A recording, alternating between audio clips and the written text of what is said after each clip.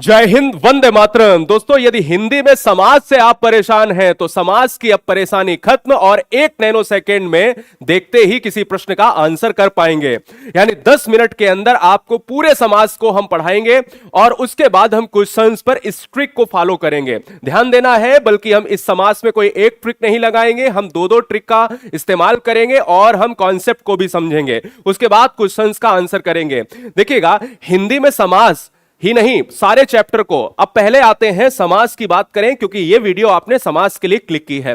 देखो, समाज को पढ़ने से पहले पिछले साल कई क्वेश्चन आए कि समाज किसका मेल है, समाज के प्रकार क्या है, समाज का शाब्दिक अर्थ क्या है। तो समझिए, देखिएगा, समाज क्या होता है। समाज जो होता है वो शब्दों का मेल होता है। ध्यान दीजिएगा, यानी जब भी आप वर्णों के मेल की बात करते हो तो वर्णों के मेल को कहते हैं संधि, और शब्दों के मेल से बनने वाला एक नया शब्द जो होता है वो हमारा समास कहलाता है। जैसे कोई गंगा है और जल है, तो गंगा और जल को मिलाकर हमने गंगा जल बना दिया। जैसे दशानन है ना, अर्थात हम रावण की तरफ चले जाते हैं तो हम कहते हैं ये फला फला समास है। पहले हम देखते हैं कि समास के बारे में, तो हम कहते हैं समास का जो अर्थ होता है वो संक्षिप्तीकरण होता है।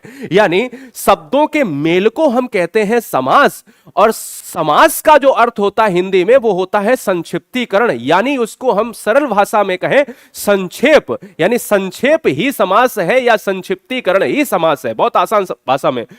तो इसका मतलब क्या हुआ, दो या दो से अधिक शब्दों का परस्पर संबंध बताने वाले शब्दों या शब्द को समास कहते हैं। सिंपल सी बात समझ गए। हाँ, तो हमने कहा कि जब भी शब्द आपस में कनेक्ट होंगे तो एक नया शब्द मिलेगा, उसे ही हम कह देंगे समास। बात को समझ गए। अब समास को हम जब पढ़ते हैं तो भाई समास हमारे 6 प्रकार के समास होते हैं। बोले सर कौन कौन से 6 प्रकार के। एक होता है आपका द्विगु समास होता, द्वंद्व समास होता है, एक होता है द्विगु समास होता है, एक होता है तत्पुरुष समास होता है, एक कर्मधारय होता है, एक अव्ययी भाव होता है, एक बहुब्री होता है। अब इन्हीं सारे समास को बहुत आसानी से 1 नैनो सेकेंड तो बहुत बड़ी बात है, देखो, क्लिक करो, आंसर कर दो। अब बहुत से बच्चे ओवर कॉन्फिडेंस में गलत क्वेश्चन करके आ जाते हैं, है ना। अब कहां कहां गलती भी करते हो वो भी बताऊंगा। देखो, सबसे पहले क्या है, हम द्वंद्व समास की बात करेंगे। देखो, एक चीज और यहां पर समझ लेना, समास से कई बार क्वेश्चन पूछा गया है कि समास का विलोम क्या होता है, वो भी यहीं पर चलते चलते खत्म कर लो। समास का विलोम बच्चे जो है कुछ भी लगा देते हैं, विच्छेद लगा देते हैं, विग्रह लगा देते हैं। समास का विलोम होता है व्यास होता है। याद रखना, समास का विलोम क्या होता है, व्यास होता है।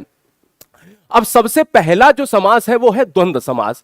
अब जब हम द्वंद्व समास को पढ़ते हैं तो बस इतना समझना कि हर बच्चे को पता, अरे सर इसमें नई क्या बात है, इसमें दोनों पद प्रधान होते हैं, या तो डैश देख लो तो समास द्वंद्व हो जाता है। जी नहीं, अगर तुमने योजक चिन्ह को देखा और द्वंद्व समास लगा दिया तो याद रखना आप अधूरे ज्ञान में हैं। द्वंद्व समास हर योजक चिन्ह वाला द्वंद्व समास नहीं होता है। कैसे नहीं होता, ये गलत साबित भी होंगे आप। जिस समास में पूर्व पद और उत्तर पद दोनों ही पद प्रधान होते हैं उसे द्वंद्व समास कहते हैं। बोले सर ये कौन सी बात बता दी, इसमें पूर्व पद और उत्तर पद क्या होता है। समझिए, हर समास में 2 पद होंगे, जैसे एक माता है एक पिता है, तो इसमें यहां पर आप समझिएगा कि पूर्व पद उत्तर पद को यहां समझ लो, ये क्या है, हमारा पूर्व पद है और ये हमारा उत्तर पद है। बात को समझ गए। तो समास में पूर्व पद और उत्तर पद यही होते हैं, पहले वाला पूर्व होता है, बाद का उत्तर पद होता है। तो द्वंद्व समास उसे कहते हैं जिसमें दोनों पद प्रधान हो। तो एक क्वेश्चन तैयार हो गया। अब बोले कि ट्रिक 1 सर, इसको कैसे, जैसे कोई क्वेश्चन आ गया कि जैसे माता पिता में समास कौन सा है, या सुख दुख में समास कौन सा है, या सुख सुख में कौन सा समास है, यहां बच्चा परेशान होता है। देखो, द्वंद्व समास में अधिकतम योजक चिन्ह का प्रयोग होता है। बस इस शब्द पर ध्यान देना, दुनिया का हर योजक चिन्ह वाला समास द्वंद्व नहीं होता, पर 90% से ज्यादा योजक चिन्ह अगर लगा है तो द्वंद्व होगा। बोले सर ये कौन सी बात है, हमको एग्जैक्ट बताओ। देखो, जैसे माता पिता राम कृष्ण भाई बहन अन्न जल सुख दुख और आटा दाल में सभी में योजक चिन्ह लगा है, यह द्वंद्व हो गया। अब मेरी बात को समझना और डिटेल के अंदर, इसमें क्या है, द्वंद्व समास योजक चिन्ह वाला वही होगा जो आपस में विलोम होगा। जैसे माता पिता अन्न जल, यानी सेम ना हो, विलोम छोड़ो, सेम ना हो। राम कृष्ण सुख दुख। अगर प्रश्न में ऐसे आ जाए कि जैसे ये बताओ सर, ये बताओ रात दिन तो आपने ये बता दिया कि द्वंद्व हो गया, पर ये बताओ मैंने रात रात भर पढ़ाई की, तो याद रखना कि अगर तुम रात रात को देखकर, अगर रात रात में पूछे एग्जाम में समास कौन सा होगा, तुमने कह दिया कि योजक चिन्ह हमने रटा था और द्वंद्व हो जाएगा, जी नहीं। तो याद रखना कि जब तक आपस में अपोजिट ना हो तब तक द्वंद्व नहीं मारना, यानी द्वंद्व उसी में होगा जब वो समान ना हो, और जैसे ही समान हो जाए तो समझ लेना द्वंद्व नहीं है, वो अव्ययी भाव है। आगे आपको पता चल जाएगा।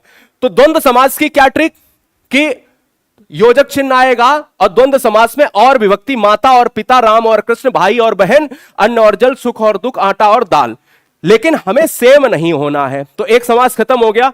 अब जब बोले सेम नहीं होना है तो इसको अव्ययी भाव में भी थोड़ा सा हम क्या ले लेंगे, टेस्ट ले लेंगे।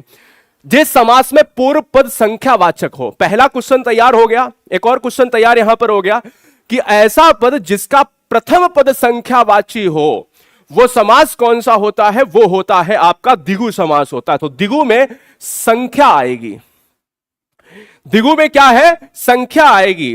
और द्विगु में जो संख्या होगी वो चाहे त्रिभुवन हो, चाहे वो दुपट्टा हो दो पट्टों वाला, चाहे चौराहा हो चार राहों वाला, चाहे तिराहा हो, चाहे अठन्नी हो, चवन्नी हो, इकन्नी हो, दुअन्नी हो, ये सब। बोले सर कैसे?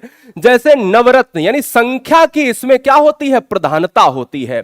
अब संख्या की प्रधानता, नवरत्न, नौ रत्नों का समूह, सप्तदीप, सात दीपों का, त्रिभुवन, तीन भवन, सतमंजिल, सात मंजिल, सभी में संख्या आ रही है तो वो द्विगु समास हो जाएगा। वो लोग कॉन्सेप्ट क्लियर? तो आप क्लियर, बात समझ गए? अच्छा लग रहा है तो चैनल को सब्सक्राइब कर लेना। हर बहन, हर भाई, हर गृहिणी का एक उद्देश्य एग्जाम को क्रैक करना, बस बात इतनी सी है। कर्मधारय क्या है? कर्मधारय में पहला मैंने क्या बताया था, द्वंद्व जिसके दोनों पद प्रधान, पूर्व पद और उत्तर पद। दूसरा मैंने क्या बताया, मैंने कहा जिसका प्रथम पद संख्यावाची, द्विगु। अब तीसरा मैं बता रहा हूं कर्मधारय। कर्मधारय से बच्चा परेशान। कर्मधारय समास वो समास होता है जिसका पद विशेष्य पद प्रधान होता है, यानी जिसमें विशेषता का प्रमाण मिलता है, विशेषता देखने को मिलती है। यानी पूर्व पद विशेषण और उत्तर पद विशेष्य, कुल मिलाकर विशेष्य और विशेषण अगर किसी परीक्षा के क्वेश्चन में आ जाए तुरंत 1 नैनो सेकेंड में कर्मधारय मार दीजिए। बोले ट्रिक क्या है? विशेषता बताने वाले समास को कर्मधारय समास कहते हैं। विशेषता, जहां पर विशेषता का जिक्र होगा प्यारे, वहां पर मैं कहूंगा कर्मधारय समास होगा। बोले नीलांबर, नीला है अंबर, नील कमल, नीले कमल, यानी नील, भाई क्या कमल कैसा, नीला। अब मेरी बात को समझो, जैसे काली मिर्च, काली है जो मिर्च, विशेषता है मिर्च की, विशेषता की वो काली। नील कमल, नीला है कमल। पीतांबर, पीत, अब पीतांबर को ध्यान देना, इसको स्टार लगा लेना। पीतांबर पीला है जो अंबर, और अगर पीतांबर कर्मधारय नहीं होगा तो क्या होगा, बहुब्री हो जाएगा, क्योंकि अर्थात भगवान कृष्ण। यहां दोनों चीजें अभी बहुब्री में भी बताऊंगा, ठीक है। चंद्र के समान मुख, तो ये याद रखना, चंद्रमुख यानी विशेषता।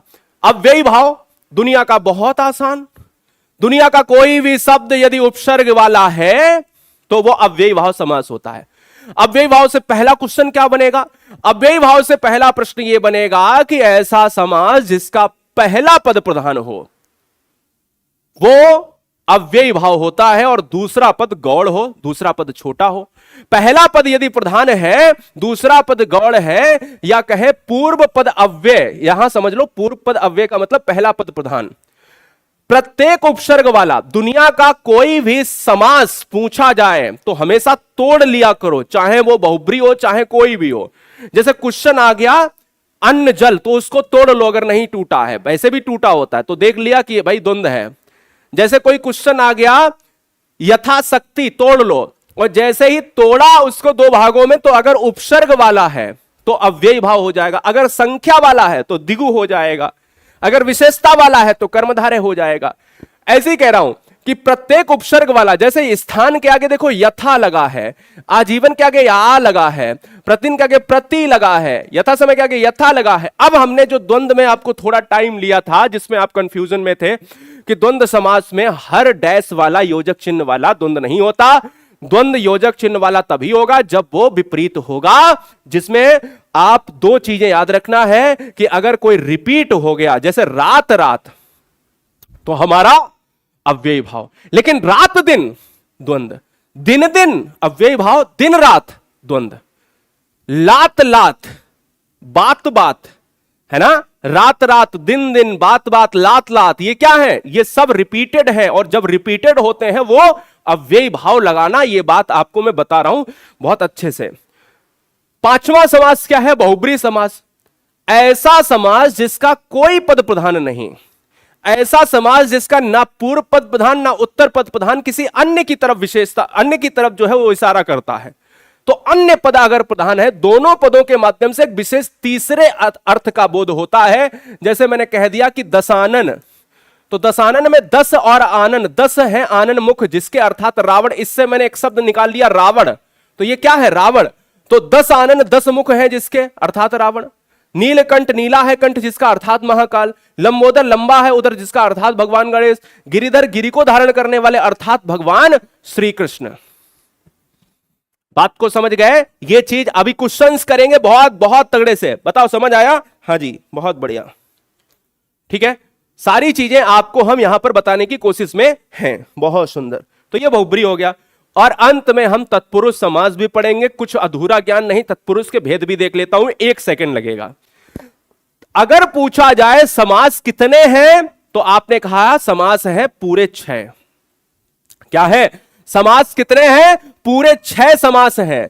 लेकिन उनमें एक तत्पुरुष समास जो है, जिसको लोग सबसे पहले पढ़ाते हैं, इसको मैं बाद में पढ़ा रहा हूं, उस तत्पुरुष समास के भी कितने प्रकार हैं? वो भी 6 प्रकार हैं। ये बात भी याद रखना। जिस समास में पूर्व पद गौड़ और उत्तर पद प्रधान होता है, तो याद रखना कि जिसमें पहला पद संख्यावाची द्विगु समास, जिसमें विशेष से विशेषण कर्मधार है, जिसमें दोनों पद प्रधान, वो द्वंद्व समास। जिसमें कोई पद प्रधान नहीं, वो बहुब्री। और जिसमें हमने कहा अगर उत्तर पद प्रधान है, दूसरा पद प्रधान है, तो वो तत्पुरुष है, लेकिन पहला पद अव्ययी भाव है। तो हमने कहा जहां पहला पद प्रधान वो अव्ययी भाव, जहां उत्तर पद प्रधान वो है तत्पुरुष। तत्पुरुष समास के 6 भेद होते हैं: कर्म तत्पुरुष, करण तत्पुरुष, संप्रदान तत्पुरुष, अपादान तत्पुरुष, संबंध तत्पुरुष, अधिकरण तत्पुरुष। जैसे कोई कारक नहीं आप पढ़ते हो, जैसे कोई आप जब कारक पढ़ते हो, तो कारक जब आप पढ़ते हो तो उसमें आपको कर्ता ने कर्म को, तो यहां कर्ता नहीं पढ़ना पड़ता है, कर्म ने करण को, है ना, करण से। संप्रदान के लिए अपादान से अलग, और संबंध में काकी के, नानी ने, रारी रे, और अधिकरण में पर। तो इसको देखना, पहला क्या है? कर्म तत्पुरुष। तो देखिए कर्म तत्पुरुष में क्या होगा? कर्ता ने कर्म को का लोप होगा। जैसे मतदाता, मत को देने वाला। अगर क्वेश्चन में आ जाए, डीप में आ जाए कि ये बताओ कि भाई कि मतदाता में कौन सा तत्पुरुष है, दुनिया जानती है कि तत्पुरुष होगा, मतदाता में कौन सा, तब हम कहेंगे मत को देने वाला, तो हम कहेंगे कर्म तत्पुरुष। रथ को, अभी क्वेश्चन करने वाला, रथ को चलाने वाला। ग्रामगत, ग्राम को गया, माखन को चुराने वाला। शरणागत, शरण को, और स्वर्गत, स्वर्ग को प्राप्त। दूसरा है करण, जहां करण कारक चिन्ह का लोप होता है, और करण कारक चिन्ह का लोप क्या है? से है। और ये से जो लोप है वो क्या? जन्मजात, जन्म से जात। मुंह मांगा, मुंह से मांगा। गुण युक्त, गुण से युक्त। बात को समझ गए? यहां करण बिल्कुल कारक वाला सिस्टम। संप्रदान में आता है के लिए, जहां संप्रदान की विभक्ति क्या यूज होती है? के लिए। बात को समझ गए? जैसे हाथ कड़ी, हथकड़ी, हाथ के लिए कड़ी। सत्याग्रह, सत्य के लिए आग्रह। युद्ध के लिए भूमि, युद्ध भूमि। संप्रदान, संप्रदान की बात करें, क्या आ गया? 3 हो तो गया था, करण हो गया, संप्रदान हो गया, अच्छा ये अपादान। अपादान की बात करें तो अपादान में होता है से। अपादान में क्या होता है? से। धन से हीन, लक्ष्य से भ्रष्ट।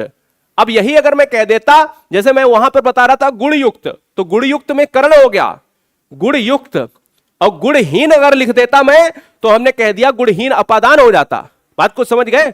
और क्रियाहीन, क्रिया से हीन, ठीक है। संबंध में क्या होता है? जहां संबंध कारक चिन्ह का लोप होता है, जैसे प्रेम का, तो यहां पर क्या है? संबंध कारक में क्या होता है? का है, की है, के है, ये क्या है? का, की, के। ऐसे ही दोस्तों दिन की चर्या, भारत रत्न। समझ आ गया सारी चीजें? और इसके बाद हम क्वेश्चंस पर आएंगे। एक और देखता हूं अधिकरण में। अधिकरण कारक का मतलब होता है में और पर। क्या है? अधिकरण कारक में और पर, तो अधिकरण तत्पुरुष में भी में और पर। नीति में निपुण, नीति में निपुण। आत्मविश्वास, आत्मा पर विश्वास। घुड़सवार, घोड़े पर सवार। तो ये सारी चीजें हो गई, हमने तत्पुरुष भी देख लिया। अब जरा मैं देखता हूं यहां पर, क्वेश्चन करता हूं, पूरे 5 क्वेश्चन करूंगा। देखता हूं 1 नैनो सेकेंड में। शब्द को देखो, मान लीजिए क्वेश्चन आता है एग्जाम में, अब शब्द को देखो तो सब पहला काम क्या करना है, मैंने क्या बताया कि दुनिया का कोई शब्द हो उसको तोड़ लो। मैंने कहा मैंने इसको अलग कर लिया, शक्ति को अलग कर लिया, क्या इसमें कोई संख्या है? क्या इसमें कोई संख्या दिख रही है? नहीं। कोई ईश्वर का नाम निकल रहा है या कोई किसी का अन्य पद है? नहीं। हमने इसको तोड़ा तो मुझे लगा कि इसका उपसर्ग है, और दुनिया का उपसर्ग वाला समास अव्ययी भाव होता है। 1 नैनो सेकेंड में आपको जवाब देना, मैं तो यहां तो बता रहा हूं आपको। राधा कृष्ण में कौन सा समास है? राधा और कृष्ण। अब अगर मैं कहूं राधा राधा तो एकदम रिपीट हो जाएगा अव्ययी भाव, राधा राधा, है ना। और राधा कृष्ण, राधा और कृष्ण द्वंद्व हो जाएगा, दोनों पद प्रधान है। बात को समझो। अब आते हैं नेक्स्ट, त्रिभुवन में कौन सा समास है? 3 भवन, 3 भवन, त्रिनेत्र अलग हो जाएगा, त्रिभुवन। और त्रिभुवन में अगर आप त्रिभुवन कहते हो तो आता है 3, और जहां संख्या है वो द्विगुण। लेकिन अगर त्रिनेत्र लिखा होता, 3 नेत्रों वाले अर्थात भगवान महाकाल, तो हमारा बहुब्री हो जाता। अगला नीलकंठ, अगर आप नीलकंठ की बात करोगे तो आप कहोगे नीला है कंठ जिसका, अर्थात महाकाल, और अर्थात महाकाल यानी अन्य पद प्रधान बहुब्री समास। समय ही नहीं लगा। और एक अंतिम कॉन्सेप्ट, चंद्रमुखी में, चंद्रमुखी हर तरह का समास लेने की कोशिश। चंद्रमुखी, मुख कैसा है? चंद्रमा जैसा। मुख जैसा, मुख कैसा? चंद्रमा जैसा। जहां पर विशेषता और विशेषता वाला हमारा कर्मधारय होता है, तो आंसर भी। गुरुजी वर्ड एग्जाम स्टडी का एप्लीकेशन डाउनलोड नहीं किया है तो डाउनलोड कर लेना, और गुरुजी वर्ड एग्जाम स्टडी का ये चैनल अगर अच्छा लगा हो, अगर कोई टॉपिक पर वीडियो चाहिए, अगर किसी टॉपिक पर वीडियो देखना है तो उसका नाम डालो और उसका ट्रिक डाल दो, गुरुजी वर्ड आगे लगा दो, सर्च कर लोगे आपको मिल जाएगा। आपका भाई धीरज द्विवेदी कोई भी चैप्टर में आपको कमजोर नहीं बनाने देगा। हर चैप्टर को 10 मिनट की व्याख्या में आप तक पहुंचाने का काम है मेरा। तो सब्सक्राइब करें, और साथ ही साथ अगर कोई समस्या है, एप्लीकेशन से संबंधित कोई समस्या है, तो यहां पर आपको कोई व्हाट्सएप सेव कर लेना है और व्हाट्सएप पर हाई लिखकर भेज देना है, अपना एग्जाम लिखकर भेज देना है। हाई लिखकर भेजोगे तो आपको लिंक मिल जाएगी। ठीक है, तो याद रखना है कि ये वीडियो अपने 5 लोगों में, बहुत अच्छे लोगों में जो पढ़ने वाले हैं उनको जरूर शेयर कर देना, जिनको ट्रिक नहीं याद होती है, जिनको हमने कॉन्सेप्ट से भी पढ़ाना होता है और ट्रिक के साथ भी पढ़ाना होता है। तो हम कॉन्सेप्ट पढ़ाते हैं। देखो इस वीडियो में, मेरे वीडियो में क्या होता है, कॉन्सेप्ट होता है विद ट्रिक के साथ होता है, और क्वेश्चंस होते हैं। तो बताओ पेपर कहां जाएगा? खत्म हो जाएगा। मिलता हूं नेक्स्ट वीडियो में। ये वीडियो 5 अच्छे लोगों में जरूर शेयर करिए। पहला काम है एक बार लाइक करना, और सबसे अच्छा कमेंट आपका इस वीडियो में होना चाहिए। मिलता हूं नेक्स्ट वीडियो में। जय हिंद।